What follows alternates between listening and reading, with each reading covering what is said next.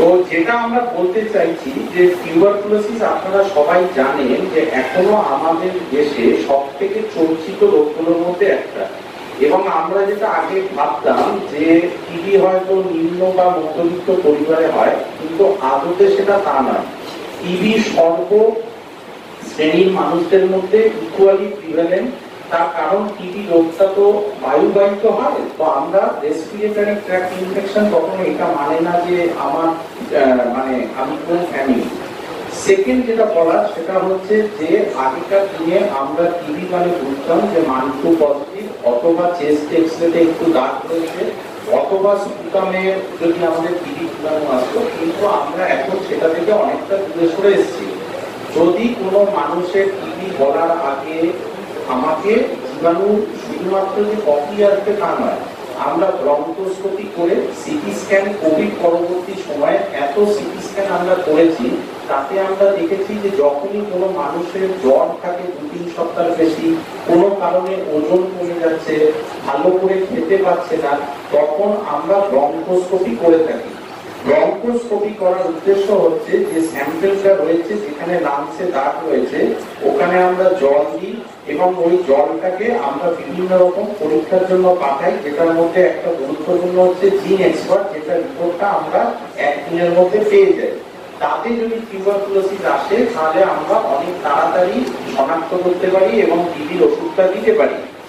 Second যেটা বলবার সেটা হচ্ছে, ধরুন অনেক সময় আমরা সিটি স্ক্যান করে দেখি বুকের মধ্যে অনেক গাঁট রয়েছে, তো এই গাঁটের মধ্যে আমরা আজকাল ইভাস বলে পরীক্ষাটা করে থাকি, এন্ডোব্রঙ্কিয়াল আলট্রাসাউন্ড, ওই লিম্ফ নোড থেকে স্যাম্পল নিয়ে ওতে যদি টিউবারকুলোসিসের জীবাণু আমরা পাই তাতেও কনফার্ম হয়ে যায়।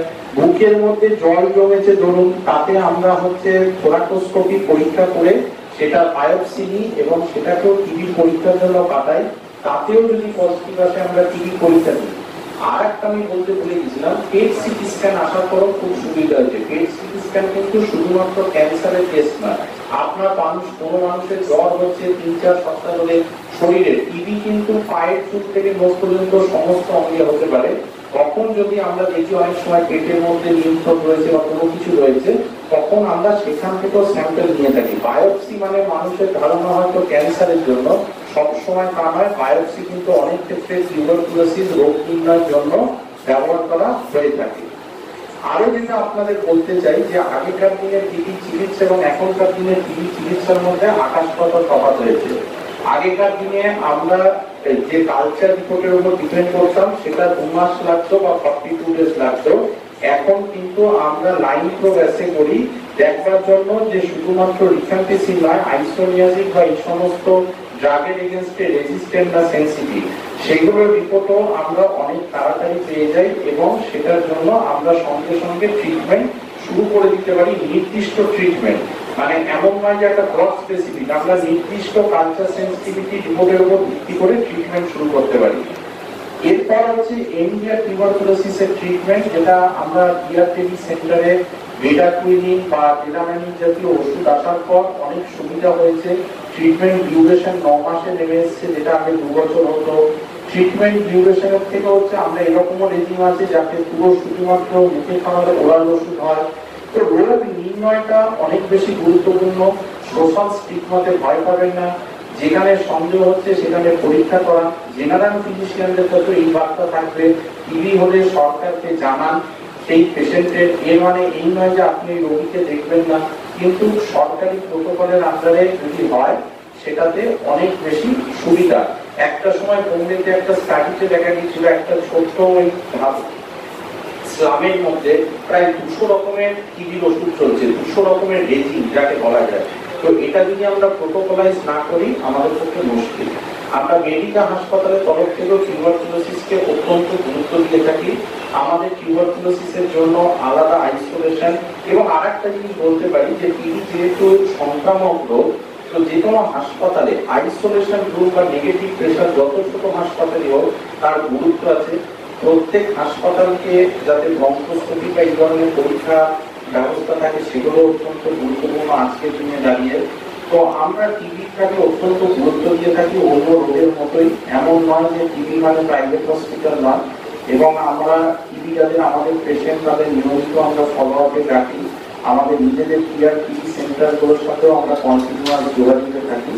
তো এটাই আমরা বলতে চাই আজকে যে টিউবারকুলোসিসকে যেন আমরা এটা না হবে এটা গরিবের রোগ, এটা সমস্ত মানুষের রোগ এবং সমস্ত মানুষকে আমাদের এগিয়ে আসতে হবে, না হলে টিউবারকুলোসিসের বিরুদ্ধে যুদ্ধে আমরা জিততে পারবো। টিবি না হওয়ার অ্যাকচুয়ালি মানে যাতে না হয় তার জন্য কি ব্যবস্থা? টিবি না হওয়ার এইভাবে কোনো ব্যবস্থা নাই, কিন্তু আমি বললাম যে বাড়িতে রোগ, আপনাকে মাস্ক করে থাকতে হবে। কোনো মানুষের যদি 1-2 সপ্তাহ বেশি জ্বর থাকে বাড়ির মধ্যে, তাকে নিজেকে আলাদা করতে হবে বাড়ির বাকি মানুষদের সাথে। টিবি রোগ প্রমাণিত হওয়ার পর 3 সপ্তাহ যদি কফে বা ব্রঙ্কোস্কোপিতে জীবাণু আসে তাহলে আলাদা থাকতে হবে। সব টিবি নয়, ধরুন আমার গ্ল্যান্ডে টিবি হয়েছে, আমাকে আলাদা থাকার দরকার নেই। আমার পেটে টিবি হয়েছে, আলাদা থাকার দরকার নেই। যে যদি ফুসফুসের মানে কফে বা ব্রঙ্কোস্কোপিতে জীবাণু পাওয়া যায় তখন 3 সপ্তাহ বাড়ির লোকের থেকে আলাদা থাকতে হয়। আর একটা জিনিস বলতে পারি, টিবি কিন্তু করোনার মতো নয়। করোনার ক্ষেত্রে আমরা কি জানতাম, যদি আমার বাড়ির কারো হয়ে থাকে তাহলে আমার 2 সপ্তাহের মধ্যে করোনা হবে। টিবি কিন্তু তা নয়। টিবি হতে পারে আমার বাবার টিবি হয়েছে 15 বছর আগে, আমার মধ্যে জীবাণু কখন ঢুকেছিল, জীবাণুটা নিষ্ক্রিয় ছিল, কোনো একদিন হয়তো সক্রিয় হলো। তো এটা অত্যন্ত গুরুত্বপূর্ণ যে টিবি কিন্তু এমন নয় যে আমার এমনকি 30 বছর আগেও আমার শরীরে যদি জীবাণু ঢুকে থাকে সেটা যে কোনো মুহূর্তে ডিঅ্যাক্টিভেট হতে পারে। হ্যাঁ, টিবি ভ্যাকসিন আপনারা সবাই জানেন, বিসিজি ভ্যাকসিন আমরা সবাই নিই।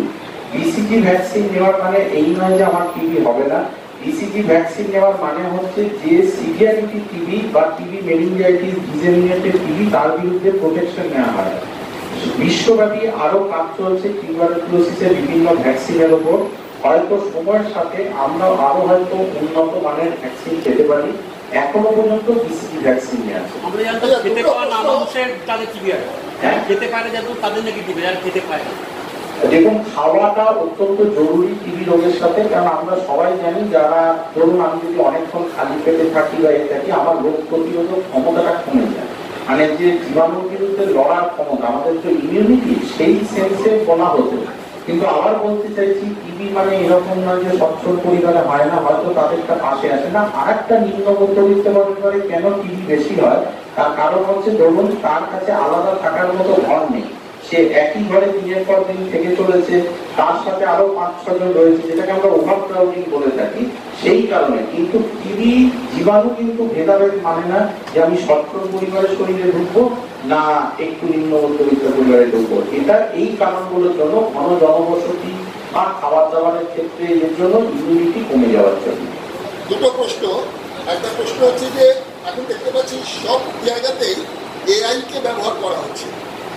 এই ক্ষেত্রে যে পরীক্ষাগুলো হয় সেখানে এআই এ কতটা সুবিধে করে দিচ্ছে, নাম্বার 1। আচ্ছা বলেন, এটা বলেন। খুব ভালো প্রশ্ন করেছেন। এআই যেটা সব থেকে গুরুত্বপূর্ণ আসছে সেটা সিটি স্ক্যানের ক্ষেত্রে। আগে কি হতো, সিটি স্ক্যানটাকে রিপোর্ট করা হতো।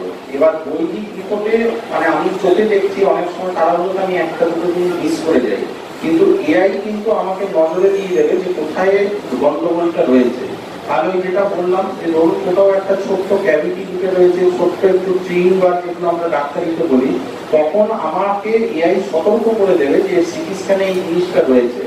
যেটা বেশিরভাগ ক্ষেত্রেই আমাদের রেডিওলজিস্টরা হয়তো ধরে ফেলে, কিন্তু এআই হলে সেটা আরো বেশি অ্যাকিউরেট হবে। কিন্তু তারপরও আমাকে ব্রঙ্কোস্কোপি করে কনফার্ম করতে হবে। টিবি কিন্তু এক্স-রে বা সিটি স্ক্যানে সন্দেহ করা যায়, কনফার্ম করা যায় না। বড়দের ক্ষেত্রে ম্যাক্সিমাম যেটা দেখা যায় সেটা ফুসফুসের কারণে হয়, বিভিন্ন ধরনের নেশা হোক বা পরিবেশ দূষণ থেকে হোক। প্রবলেমটা হয়ে যাচ্ছে আপনারাই বলেন, সেটা হচ্ছে ছোটদের ক্ষেত্রে। ছোটদের ক্ষেত্রে ফুসফুসটা বেশি হয় না, শরীরের অন্যান্য অংশের জায়গাগুলো হয়। কিন্তু এই যে লড়াই আপনারা চালাচ্ছেন, পাশাপাশি অপুষ্টিতে ভারত একদম প্রথম দিকে। একটা বাচ্চা যদি শুরু থেকেই অপুষ্টিতে ভোগে, তার যে প্রেশারটা আপনাদের ওপর এসে পড়ছে, সেই অপুষ্টিটা না আটকাতে পারলে তো যক্ষ্মারোগ নিবারণের জায়গাটা কিভাবে হবে? একদম সহমত আমি আপনার সাথে। অপুষ্টি এবং স্পেশালি বাচ্চা বয়সে যদি হয়, সেটা তার শারীরিক গঠনে সারা জীবনের জন্য পড়ে, শুধুমাত্র টিবি নয়, সমস্ত রোগের ক্ষেত্রেই। তো যতক্ষণ না আমরা আমাদের দেশে দারিদ্র এবং খাদ্যদ্রব্য এই সমস্ত জিনিসগুলো পুরোপুরি দূর করতে পারি, আমি আপনার সাথে সম্পূর্ণ সহমত যে টিবির বিরুদ্ধে যুদ্ধে আমরা জিততে পারবো না। ডিসিও একটু পার্ট করি, যেটা আপনি বললেন যে বাচ্চাদের এই বড়দের ক্ষেত্রে ফুসফুসে, এটা আমি একটু দ্বিমত পোষণ করছি। বড়দের ক্ষেত্রেও ফুসফুস ছাড়াও শরীরের বিভিন্ন জায়গায়, এবং সেটা আমরা ইকুয়ালি পাচ্ছি। আগেকার দিনে আমরা করতাম না বলে পাচ্ছিলাম না। এখন যেটা আমি আপনাকে বললাম যে পেট সিটি স্ক্যান বা বিভিন্ন পরীক্ষার ফলে আমরা অনেক বেশি বেশি করে টিবি রোগটা শনাক্ত করছি, ডায়াগনোজ করছি। বোন টিবিও একই কারণে, টিবির জীবাণু আপনার শরীরে ঢুকেছে, সেই জীবাণু রক্তের মাধ্যমে হাড়ের মধ্যে পৌঁছালো এবং সেটা সক্রিয় হলো। হাড়টা আস্তে আস্তে ক্ষয়িষ্ণু হয়ে যায় এবং ডিফর্মিটি হয়ে যায়, মানে ধরুন আমার এবং কি ফ্র্যাকচার পর্যন্ত হতে পারে, মানে ধরুন, এবং সেটা প্যাথোলজিক্যাল হয়ে যায়। প্যাথোলজিক্যাল আর এমনি ফ্র্যাকচারের মধ্যে তফাৎ কি? ধরুন আমি পড়ে গেলাম, এখন আমার যে ফ্র্যাকচার হলো তাতে প্লাস্টার করা হলো বা ইয়ে করা হলো, সেটা জুড়ে যায়। কিন্তু প্যাথোলজিক্যাল যে বোনটাই ক্ষয়িষ্ণু হয়ে গেছে সেটা জুড়তে চায় না। সেই জন্য যতক্ষণ না টিবির ওষুধ এবং এটা নির্ণয়ের জন্য এমআরআই ভীষণ গুরুত্ব আছে। স্যার একটা কথা, একটা কথা সেটা হচ্ছে আমরা অনেক ক্ষেত্রে দেখেছি যে খেলোয়াড়দের হাঁটুতে জল জমে, সেখান থেকে কি টিউবারকিউলোসিস হতে পারে? খেলোয়াড়দের ক্ষেত্রে হাঁটু জল জমার কারণটা সাধারণভাবে আলাদা, ইউজুয়ালি ওটা টিবির জন্য নয়, কিন্তু টিবির জন্য হাঁটুতে জল জমতে পারে। আর সে টিবির জন্য টিবি, আবার আমি যেটা বললাম, শরীরের যে কোনো অঙ্গে হতে পারে। হাঁটুতেও টিবি আমরা কিন্তু পেয়েছি, কিন্তু যেটা আপনি খেলোয়াড়দের ক্ষেত্রে বলছেন সেটা সাধারণভাবে অন্য কারণে। এই মুহূর্তে পশ্চিমবঙ্গে এবং ভারতবর্ষে টিবি